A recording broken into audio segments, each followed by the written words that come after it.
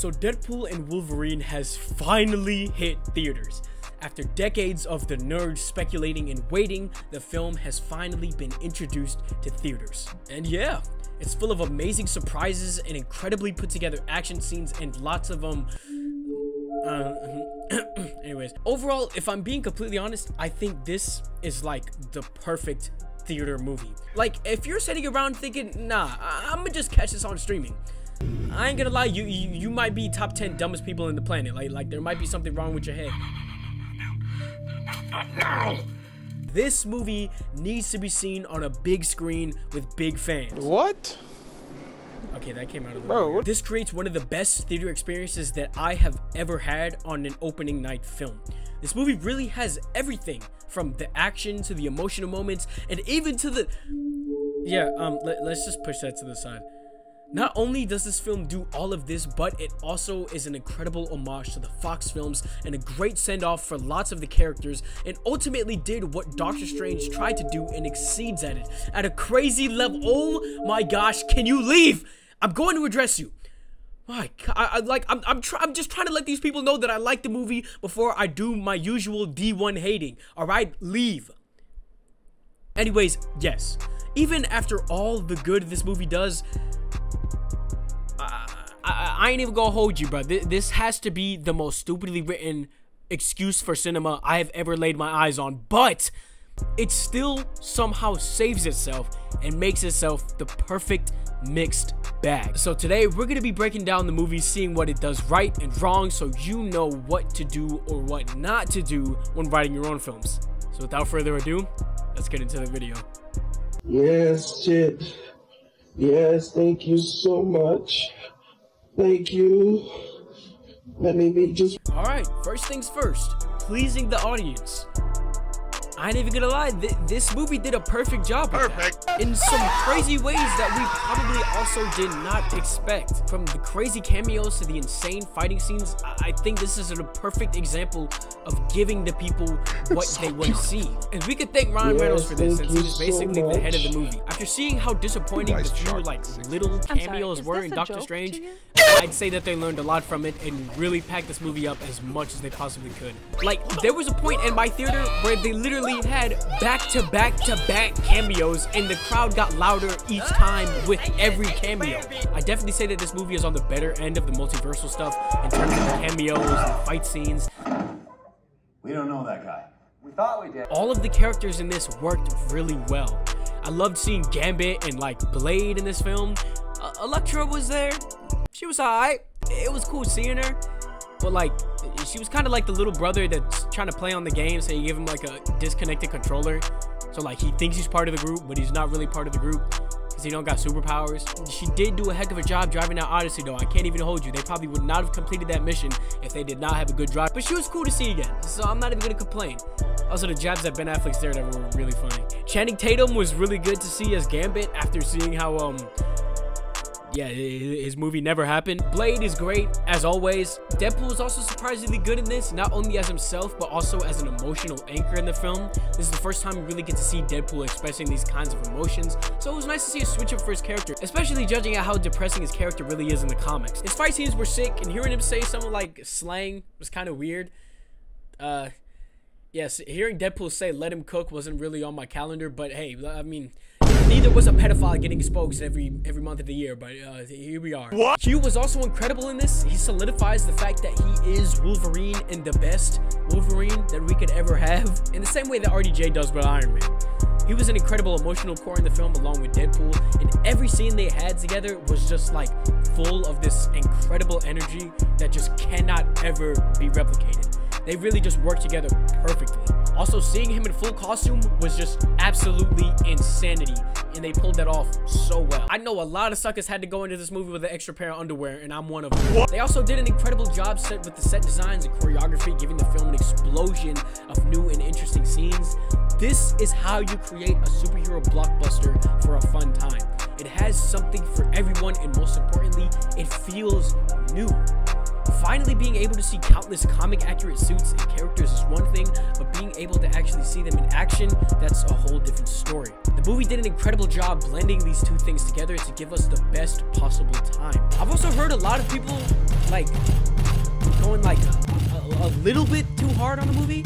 Like, oh wow, Deadpool says this, and then he says this, and then the audience laughs. Like, oh wow, he said the F word, and then he said, and then he said, and he also said, and it's funny because he's making gay jokes in 2024, and it's not funny to talk about and alright, like I get it, but it's Deadpool. I think this is really the only time we could excuse some of the joke writing, since that is his character.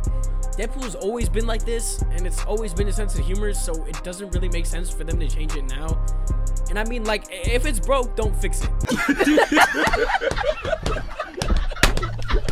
I also can't really bash the movie too hard because of the way it's written with that. Like, seeing how the film really is a comedy. I will say it has its moments, but the movie doesn't forget about what it actually is. At the end of the day, it's a Deadpool movie. And I think it's the most Deadpool feeling movie out of 1 and 2.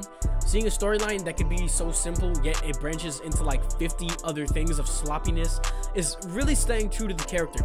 Especially like in the video game. Like, from what I remember, that game had an insanely simple story, but Deadpool is Deadpool, so it's naturally just blown way out of proportion. So in a way, I think the mess of a story is really interesting, but I'd say that the good things outweigh the bad here. So yeah, I think that the movie is still good, but does it save the MCU? I wouldn't know the answer to that. Real Julian got a lot of Latucans popular gobulating on a subtle dipple dang not a season. Alright, now hey. I know what I said. The writing issues here can't really mark off too much from the movie. Yeah. But like, come on. I need them 10 minutes, my brother. Anyways, like I said in the beginning, this has got to be probably one of the worst movies written-wise I've ever seen. But it's pretty obvious that they kind of did it on purpose, but like still. From an insanely sloppy story to some weird decisions made throughout, it just is kind of all over the place. Now, I'm gonna start off and say that I am not rocking with all this TVA stuff.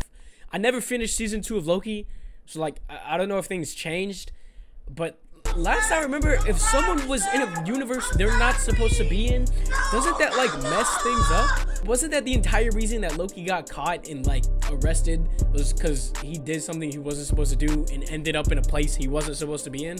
And on top of that, don't they like start to glitch and die if they're in the wrong universe? Also, if I'm being stupid and this was all fixed in season 2 of Loki, please let me know in the comments, because I never like watched it. Okay, so Deadpool's world is gonna die because Logan died. Okay, how does that make any sense at all? Was he the only Logan that's ever died? If so, how was this an action that could have been avoidable? This was a completely natural death. This was how it was supposed to go. Unless, like, his world was destined to die because Logan was destined to die in this universe. In that case, that makes even less sense. The only way this could have made sense was if it was a canon event and all Logans were supposed to die. And if that was the case, then it shouldn't even be a big deal that Deadpool's universe is gonna die, because all these universes are gonna die. This should be happening in every timeline, but I'm pretty sure it said that Logan was a specific anchor for this specific timeline. So that means that something else was supposed to go down when these events occurred. What was this sucker supposed to do here? He was already dying throughout the entire film. Even if he didn't get stabbed with that tree, the odds of him biting the dust soon were still pretty high. This should be a major event for Wolverine to eventually die at one point. So it doesn't make any sense that he would be the only one. Also, okay, if I'm just rambling on here and I'm completely wrong and I just sound stupid, there's still the fact that he steals an entire other Wolverine from an entire different timeline to replace his Wolverine. This cannot work. Either this universe would reject him, or the universe where this Wolverine came from would collapse on itself and be destroyed. Either choice, he's responsible for all of this. And if that's not confusing enough, Paradox literally tells Wade that this destruction won't happen for like 1,000+ years. why are you even stressing about this at that point? That's like when you're in kindergarten and you hear about the sun's gonna explode in like 4 billion years and you're sitting there thinking about all the stuff that you're gonna miss out on in life. Now I get it. Deadpool lives on forever and probably would live up until this point, but throughout the whole movie, he makes an emphasis on the fact that he's only doing this to save his 9 friends, his world. So if he's only doing this for those people, what sense does this make? They're gonna be long gone by the time that this universe explodes. So that makes it even more confusing. And to add on to that, this dude Paradox is literally all over the place. Not a single action he makes any logical sense. Like, why bring Deadpool in at all and give him the choice to leave his people? If he'd been watching him, he would know that he wouldn't just do that. And like, what's even the point of bringing Deadpool here in the first place? It's not even like he had him do anything to like blackmail him or something. He could have told this idiot anything and used that machine and boom, his crib would have been blown to bits. And why did he want to destroy his crib? What was even behind that? What was the motive there? You want to become the TVA? Why? And how do you think destroying an entire timeline for absolutely no reason would give you a promotion? What do you think? You're just gonna be like, oh man, this timeline just disappeared from existence. No! These guys are gonna investigate every single nook and cranny to find out how this timeline just got wiped off the face of the earth. This makes absolutely zero sense, and it's why I seriously just do not like the TVA aspect of this film, because it just loops all over the place and leads to nothing. And the same thing goes for Cassandra. She's a cool villain, and then she just really turns out to be really boring. Her and the TVA have basically like some deal that she can rule the void as long as she never tries to leave. Like, I don't know about you, that seems like a pretty bogus agreement, but like But to make things even worse, this regular Joe Paradox tried to have her killed. What? You're housing. You got the most powerful being in the multiverse, basically. One of the most powerful beings in the multiverse. Down there. She's perfect. She's chilling. She's fine. You gave her a stupid deal, and her dumb, bald self agreed to it. All right, you're chilling. And then you decide to send a normal human being down there to kill her. Pyro's not a normal human, but you know what I'm trying to say. What is the logic behind this?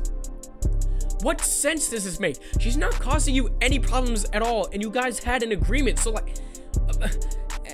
anyways, she finds out that this moron is trying to kill her, and so she goes to Earth, catches him, and what does she do? She says she's gonna destroy every single universe and turn them all into voids. What? I don't know about you, but if I had these powers, I would like, I don't know, rip his skin off, or like boil him alive, or like make it so that his hangnails are unbreakable, so I just peel them all the way up his arms until the point where he's just muscle. I don't know, lock him in a room with a time loop for all eternity and make him watch Morbius for the rest of his life. I don't know. It doesn't make any sense. The whole movie doesn't make any sense. And when I think of anything other than the cameos or the action scenes or Logan's oiled up abs, I get a headache.